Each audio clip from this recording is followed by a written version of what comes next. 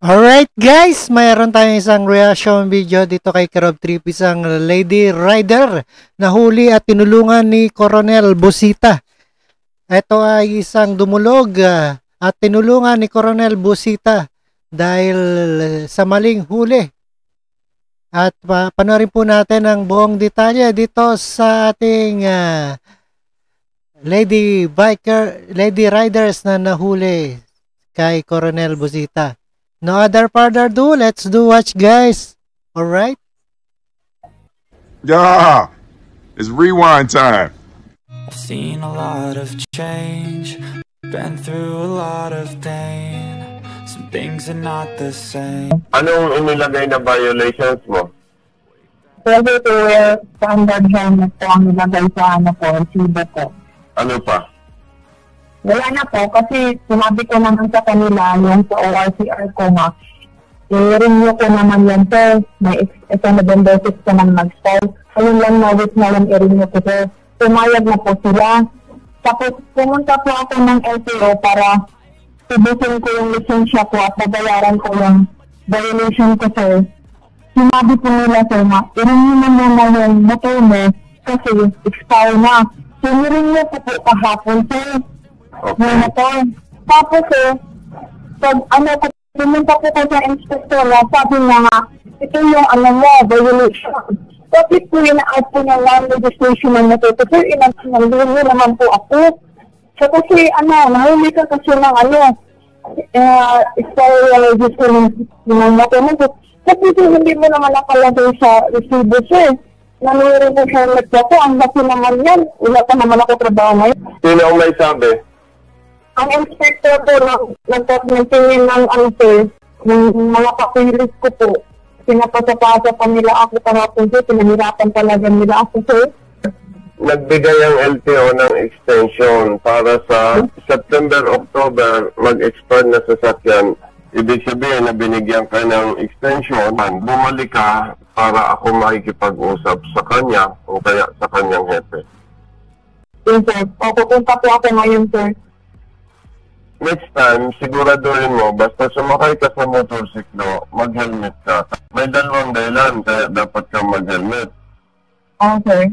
Ano po lang kasi yung malapit naman po talaga yung SSS po, highway naman. Yan po talaga ang fault ko, sir, is no wearing of helmet. Pero yung talaga pong legislation, hindi po talaga tanggap sa sa looban ko, sir. Ina-explain ko nga sa'yo, basta sumakay ka sa motorsiklo, mag-helmet ka. Yes, sir. Yes, sir. Kasi kapag nasabitan ka na iba sa sakyan, pwede kang mamatay. Oh, yes, sir. Kawawa ang pamilya mo pag namatay ka. Yes, sir. Ang multa pag walang helmet, 1,500. Ngayon, ikaw ay nahuli, not wearing helmet. Sa sunod na mahuli ka, 3,000 ang multa mo. Oh, yes, sir. Kapag wala kang helmet, parang hinihikayat mo ang police o ang enforcer na hulihin ka. Oh, yes, sir. Ganito na lang, balikan mo yung LTO at ipapaliwanag ko doon sa kanilang inspector na mali siya. Tawag po ako sa iyo, sir. Pag nandun na po ko sa LTO, sir. O sige, tawag ka na lang. Ano? Yes, sir. Dito na number, sir. Okay, sige. Okay, sir. Salamat, sir. Okay, bye-bye. Nandiyan ka na? Yes, sir. Yes, sir. Oo, ganito. May loudspeaker ka ba? Yes, sir. Meron po. Lapitan mo yung gawani ng LTO, kakausapin ko. Magalang mong itanong kung pwede kong kausapin. Okay, sir. Okay, sir. Hello? Okay, sir. Okay na po, sir. Anong nangyari? Tatanggalin na po nila yung sa non-register ko ng motor ko. Ang babayaran ko is sa helmet ko. Usapin ko si Ete. Sir, good morning, Idol. Good morning, Idol. Palagi kita nakikita sa Facebook. Ete, good morning po. Una sa lahat, sir, maraming salamat sa oras, sa iyong atensyon dito sa idinudulog na itong ating kababayan. Yes, sir. Yes, sir. Ete, kaya ni-request ko po attention mo. Maaaring hindi mo alam yung ginagawa ng iyong inspector na sinasabi nitong ating kababayan. Napag-usapan naman ninyo, di po ba? Yes, sir. Ang huli sa kanya ay not wearing helmet. Acceptable naman niya yun na siya may violation. Yes, sir. Ang pinagtataka lang natin, bakit may sinasabi pa itong inspector po ninyo na kailangan magbayad pa siya doon sa sinasabing unregistered vehicle? Eh di po ba may extension yung ibinigay ang LTO? Yun nga sir, yung may sarili kaming group chat sa dito yung mga ano to, personnel. Matapos talaga doon yung libro ng circular na automatic extended. May extension of validity lahat, kahit na SP, kahit na license niyo. So siguro, nakalimutan siguro ng isa. So inari sir, yun ang pina-emphasize ko rin sa yung si ma'am, yung pumunta rito. Sabi ko, ano naman talaga ma'am, mayroon pa tayong tinatawag na adjudication services.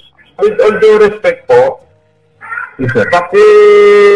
sabihan po yung inyong mga personnel, especially itong inspector, Yes sir. paki-update po sa memo kasi paano pala po kung hindi tayo kilala nitong ating kababayan. Kawawa naman. Hindi sir, marami nang pumupunta rito sir. Pag halimbawa hindi sila kontento sa kahit na hindi sila nagsumbong, hindi sila yung iba naman automatic pupunta sa office ko pag tingin nila na parang hindi tama yung decision o ginagawa ng personnel natin. Automatic na sila pupunta sa office natin. In-action na naman natin talaga sir. Ito napakaganda sa iyo eh. Yes, sir. Sa'yo, ito, diretso ako sasabihin sa'yo.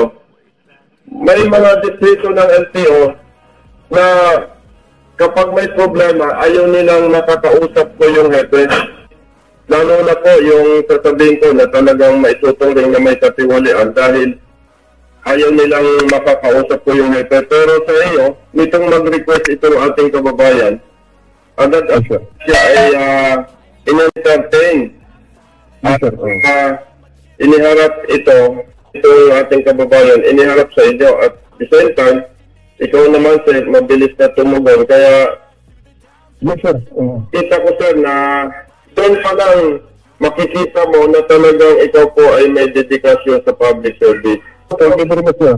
The very reason of our existence is because of our client. So sila yung nagpapasahod sa atin. So dapat magbigay tayo ng quality service sir. Yung very satisfactory sa client natin sir. So that is the real reason of our existence. Tama ka sir, ang problema po, hindi naman lahat ganyan. Nabanggit ko lang ito sir dahil ina-appreciate ko yung performance mo at performance itong ibang personnel. Unfortunately, siguro, medyo hindi lang na-update itong inyong inspector. Ano po? Yes sir. Yes sir. Kung ngayong hapon sir, magpapatawa ko ng meeting, i-reiterate ko, i-emphasize ko ulit, i-review ko sa kanila kasi may iba pa, siguro na talaga pagtingin nila na extra na automatic inuhuli. So ngayon hapon, kahit na nakaschedule na yung meeting namin, i-emphasize ko yung sir, na dapat talaga, kasi nakabigay ko ng perwisyo sa natin, yung mga motorista natin. Sir, meron akong suggestion sa iyo kung mamarapatin mo. Yes sir, yes sir, yes sir.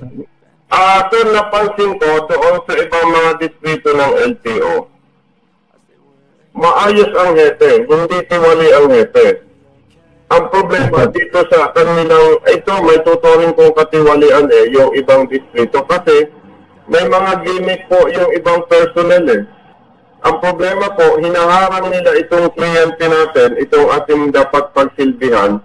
Siguro sir, makakabuti kung meron ka po na cellphone number na ikaw mismo ang may hawak, nakalagay sa labas na kung may problema, i-text or isumbong sa iyo para sa ganung pamamaraan po, meron direktang ugnayan sa iyo ang iyo pong kliyente. Yes sir, thank you very much sir, magandang idea sir. Talagang mayroon kami yan sir sa ibang district namin yung dati pa, pero ngayon parang nawala. So sir, thank you very much sir. Magandang idea yan sir, gagawin ko yan sir. Ang maganda po dyan, ikaw bilang happy dito sa nasabing distrito ninyo, may mga bagay po na maaaring hindi nakakarating sa iyo na nagre-reflect sa LTO. Yun po yan sir. Katulad po nitong ating pinag-uusapan ngayon, kung wala po akong contact number dito sa ating kababayan, hindi siya nakatawag sa akin, hindi ako nakadulog sa iyo. Yes sir. Kaya yun po, nakita ko naman po doon sa ating pag-uusap, doon sa ginawa mong pagtugon na mabilis mo kong kinausap, nakikita ko naman po na talagang ikaw ay may dedikasyon sa public service. Kaya po, iminumungkahi ko, makakabuti sir kung meron kang nakapost dyan sa labas, anumang reklamo o anumang nais na pagdulog, mangyaring mag-text o tumawag po sa akin. Number ninyo, tapos Chief, yung pangalan po ninyo, para sa ganung pamamaraan sir, kung sakali lang na mayroong hidden agenda or may maling ginagawa po ang ating tao, hindi niya mahaharang kung may gustong dumulog po sa inyo. Kahit text lang or tawag, makakarating po agad sa iyo. Yes sir, gagawin ko ngayon mismo sir, ngayon pagkatapos natin mag-usap. At saka sir, di mo lang alam sir na palagi kitang pinapanood yung mga post mo sir. Naku sir, maraming salamat. Sir, wala naman sir, anytime sir. Thank you very much sir. For your information sir, inililista ko yung mga katulad mo. Yes sir, anytime sir. Yes sir, sir. Sir, hanggang sa muli, maraming salamat po. Yes sir, thank you very much sir. Thank you very much sir. Alright, napakinggan po natin itong Lady Rider na nahuli, tinulungan ni Coronel Busita. At sana lahat ay maging ganyan sa hepe, maging tapat at tama ang huli, hindi sagabal sa ating sa ating mamamayan. Maraming salamat sa inyong lahat and peace out.